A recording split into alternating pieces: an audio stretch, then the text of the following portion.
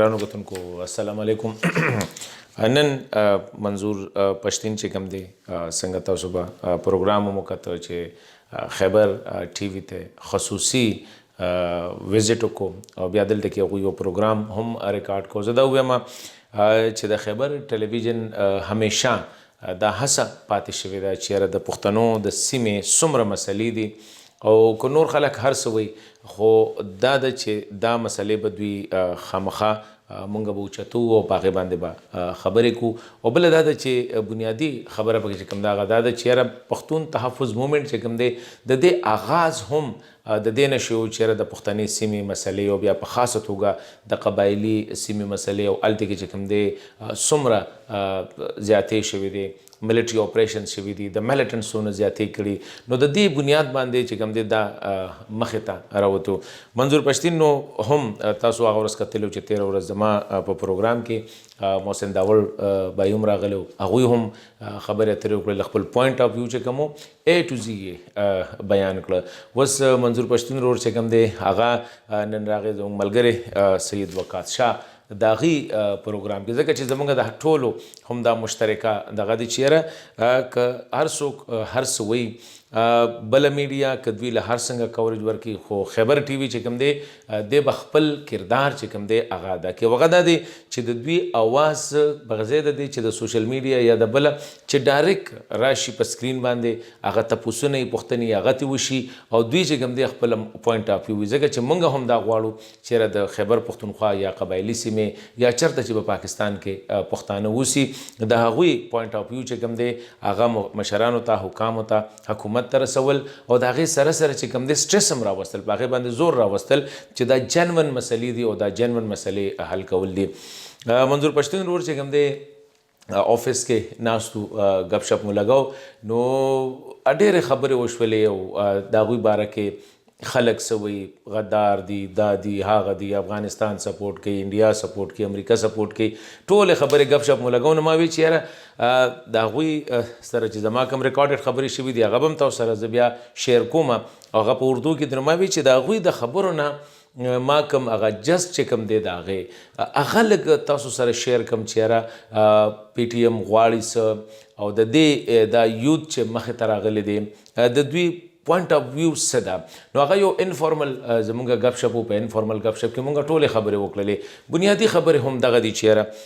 یو خو په ملک کې کوم ګوره د میسنګ پرسن ایشو دا د پښتنو د ټولو نه زیاته مسله ده. ټارګټ کیلنګ چې کوم شوی په خاصه توګه په کراچۍ کې هغې حوالې سره د هغوی پوینټ آف ویو بالکل کلیر دی او دا یوازې د پی ټي ایم نه بلکې په دې ملک کې د هرې ذی شعور طبقې دا دغه دی چې راونوار کوم 440 کسان ټارګټ کړي دي. په دې کې زیاتره پښتانه او هغې دا یو خبره دا خو حقیقت و چې راونوار به وي چې پښتانه په کراچۍ کې بیا خاصه توګه قبایلي چې کوم د قبایلي سیمې سره چې به چا تعلق لره که هغه محسود و که وزیر و که داوړ و بیټنی یا هغه مومند و هغه باجوړی و یا هغه افریدی و نو هغه به وي چې دا اے ټي ایم کارډ دی د هغه دپاره، یعنې بالکل هغه به داسې ګڼله چې یاره دا د پیسو مشین دی او په اربونو روپۍ چې کوم دی دې سړي دغه کړی. دا یو ظاهره خبره ده چې هغه ریزنټمنټ د خلاف چې کوم دی هغه یوازې د پی ټي ایم نه د ټولو او د منظور پشتین هم دغه خبره کوي چې موږ دا وایو چې ولې ریاست د ده سره چې کوم دی دونه خصوصي روایت کې دا 450 کسان چې ده قتل کړي دي د دې ذمهوار آیا ریاست نه دی؟ دغه شانتې قبایلي سیمو حوالې سره دا یو حقیقت دی چې 13-15 کاله په قبایلي سیمې کومه تبه تېره شوله، موږ چې میادي تبه ټایفاید و چې یاره په دې کې خلک وزورلی شو، مشران پکې مړه شو، کورونه یې ړنګ شو، کوڅې، لارې، هسپتالونه، سکولونه، تر دې حده پورې چې کوم دی د خپلو علاقو نه هجرت وکړو او موږ به ورته ټي ډي پي او ټکې موله ورکړه چې دا خو ټمپرري ډسپلیس خلک دی. هغې بیا کیمپونو کې هغوی چې کوم د صورت حال نه تیر شو. نو دا خبره ده چې یاره دې باندې د هغوی موقف چې کوم دی هغه ما په خیال د هر پښتون بلکې د هر پاکستاني دا خبره ده چې یاره قبایلي سیمې سره زیاتې شوي دي او په کار دی چې د دوی سیټلمنټ وشي او دلته کې دوی ته چې کوم دی هغه زخمونو باندې وله پټۍ لګول پکار دي. لکه دا خبره چې د دوی کورونه روان شوي دي، دوی کورونو نه لرګي روک دي، دروازې روکي دي، د خوره د کورونو کې سامانونه پروت و هغه چا وړی دی که دهشتګردو وړی دی یا که بل چا وړی دی هغه ټیم کې خو سکیورټي فورسز وو هغوی ذمهوار دي ظاهره خبره د ریاست دی ذمهوار دی اسټابلیشمنټ ذمهوار دی چې د هغوی د هغې ازاله پکار ده چې هغه ازاله وکړي مارکیټونه ړنګ شوي دي هغه جوړول دي خو د دې سره سره منظور پښتین هغه ورځ زما په پروګرام کې محسن داول هم دا خبره کړې وه چې یاره مونږ ته اسم نه دي پکار مونږ د دې ملک آیین غواړو مونږ د دې ملک قانون غواړو مونږ غواړو چې هغه آیین او د هغه قانون مطابق زمونږ دا خبرې واورېدلی شي او زمونږ سره خبرې اترې وشي الله به چې کوم دی دا مسله په دغې باندې بحل کېږي جشن منظور پښتون سره چې ما خبرې وکړلې چې یاره مخکې به څه کېږي یو خو سټیټ وی د هغه دا خبره چې که څوک غدار وي که څوک کافر وي که څوک هر څه وي دا وي او ظاهره خبره ده په دې ملک کې دا الزام په هر چا باندې لګېدلی دی او په هر وخت کې دا د 13 کالونه هم دغه د اسټابلیشمنټ کارونه کړي دي چې څوک خلاف خبره یا څوک ته حق غواړي څوک ته رایټس غواړي د هغوی باندې دا الزام لګېدلی دی چې یاره یا دا چې کوم دی غدار وطن دی یا دا پلانې دی دا پلانې دی نو ظاهره خبره ده دی خو هېڅوک هم نو باډي کیرز دیټ مچ بله خبره دا وه چې یاره بنیادي خبره هغه وویل چې ریاست نه مونږه څه غواړو ما هغه نه دا پوښتنه وکړله په خبرو کو چې یاره جرګې یا د تاسو سره خبرې اترې هغې چې هر وخت مونږه هر ځای کې دې ته تیار یو چې مونږ په دې خپلو مسلو باندې د ریاست سره خبرې اترې وکړو او مونږ د ریاست چې کوم دی د ده نه زمونږ ګیله ده زمونږ سره زیاتې شوې دي ریاست پالیسو د وجې نه غلطو پالیسو د وجې نه بل هغه دا وایي چې دا ډېر یو جنون دا چیرې دوی جرګې جوړوي یا دغه جوړوي ما د جرګې ته داسې نه کښېني زه پارټي نه یم د یو بنیادي خبره منظور پښتین په خبرو کې موږ دا ګپ لګاو هغوی وایي چې پښتون تحفظ مومنټ چې کوم دی دا د ریاست خلاف څه پارټي نه ده چیرې ته د دوی سره نیګوسیشن کوې ما سره نیګوسیشن نه دي پکار ما سره چې کوم دی خبرې اترې نه دي ما سره ډیل نه دی پکار ما د دې ملک ادارې شته دی د دې ملک په عدلیه هغوی وایي چې زموږ مکمل اعتماد دی د دې ملک په پارلیمان زموږ اعتماد دی د دې ملک په نورو ټولو ادارو زموږ اعتماد دی د دې ادارو چې خپل کار دی په آیین په دایره کار کې دننه د هغې مطابق دی زما دا کوم ایشوز دي دې باندې دې توجه ورکړي دا دې حل کړي شي ماله دا پکار دی بنیادي خبره وه چې یاره زمونږ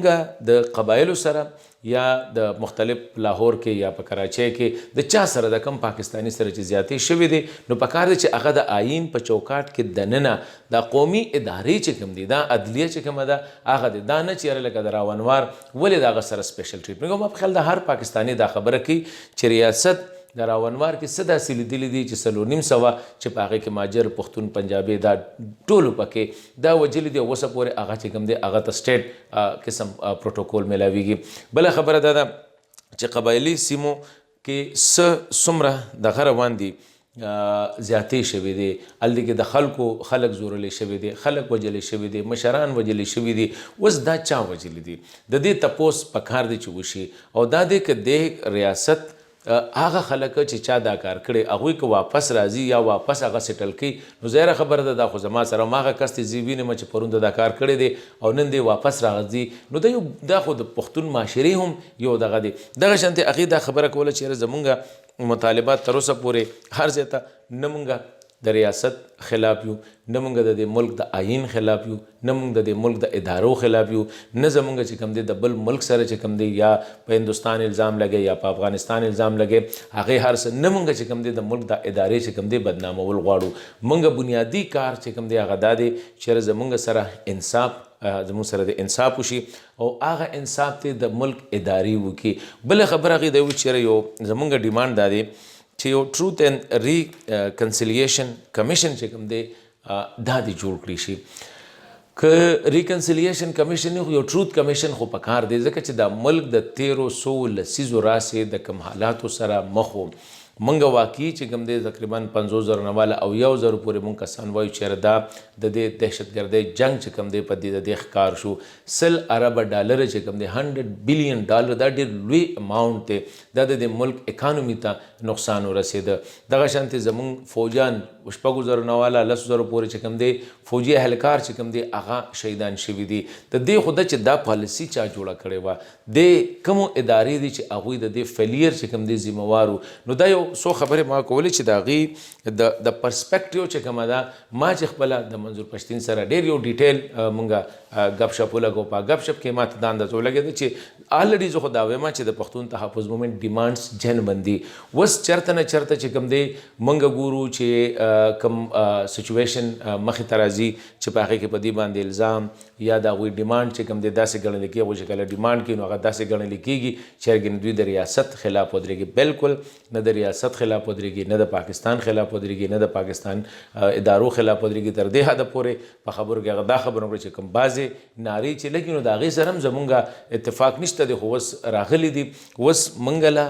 پکار دی چې زمونږ کم ډیمانډ دي یا زمونږ کم غوښتې دي په هغې باندې یو کمیشن پکار دی هغه کمیشن کې د مونږ نه یو مونږ د واوري نور خلک دی واوري زمونږ سره د داسې ټریټمنټ نه کېږي چې رګنې مونږ یو پارټي یو ریاست بله پارټي د مونږ د دې ریاست خلک یو مونږ د دې ریاست بچي یو مونږ د دې ریاست باشندگان یو مونږ د دې ریاست شهریان یو نو څنګه چې د نورو سره کېږي هغه شانتې د زمونږ سره وشي زمونږ ډیمانډ جنمن مونږ پروټیسټ چې کوم دی نان وایلنټ پروټیسټ کړی دی وسه پورې هغه وي چې زمونږ هیڅ داسې دغه نشته دی چېرې مونږ به ګنې وایلنس طرف ته ځو اگر چې مونږ څو ځله د مجبوره کولو بعضې خلکو د مجبوره کولو کوشش کړې هم دی خو مونږ په هغې کې چې کوم دی کنټرول ساتلی تر اوسه پورې د پی ټي ایم ارګنایزیشن سټرکچر چې کوم دی دا روان دی یو ډېر پروفیشنل ساینټیفیک لاین باندې به چې کوم دی دا مخکې ځي او د دې کار هم دغه دی چې یاره د قبایلي سیمې پښتانه یا د ملک نورې سیمې پښتانه یا میسنګ پرسن دا خو د ټول ملک مسله ده یا چې کوم دی ټارګټ کلینګز وغیره چې کوم دی د دې خلاف په د هغوی کیمپین رواني نه هغوی د افغانستان دپاره جنګ کوي نه د هندوستان دپاره جنګ کوي هم د دې ملک د آبادۍ دپاره د دې ملک د سوکالۍ دپاره په دې ملک کې د آیین بالادستۍ دپاره په دې ملک کې چې کوم دی د ادارو بالادستۍ دپاره پی ټي ایم چې کوم دی دا روان دی او زه دا خپله وایم چې ښه به دی چې د پی ټي ایم پښتون تحفظ مومنټ په ځای باندې که دې تحریک ته مونږ پاکستان تحفظ مومنټ نوم ورکو نو دیٹ ول ناٹ بی بیډ ځکه چې پښتون تحفظ مومنټ څه خبره کوي هغه اصل کې د پاکستان د تحفظ خبره کوي پاکستان کې د آیین بالادسته پاکستان کې د ادارو د بالادسته او پاکستان کې د شهریانو د حقوقو د انشور کولو خبره کوي نو دا یو شارټ غونته کې هغوی سره زما انټریکشن و چې مې راته سره هم په دې حوالې سره خبرو کوم او تاسو به د هغوی پروګرام هم کتلی خیبر ټلویزیون باندې زمونږ د ملګري وقاص شاه دپاره او انشاءالله خیبر ټلویزیون به د نورو میډیا هاوسز په نسبت باندې د پښتون اواز مخکې موجود کړی دی بیا به موچتي ادارو سره به هم جګړه کوي ریاست سره به هم چې کوم دی په دې هکله چې کوم دی ارګومنټس کوي او دا د سیاسي اویرنس دی ترقۍ دپاره اوس موږ دا وایلو چوپ امن ناغلی دی انشاءالله نور امن پکار دی او بیا خیبر پښتونخوا قبایلي سیمو کې د ټوریزم د انډسټریالایزیشن د تجارت دې سره سره په افغانستان کې امن چې کوم دی هغه هم زموږ مدعا ده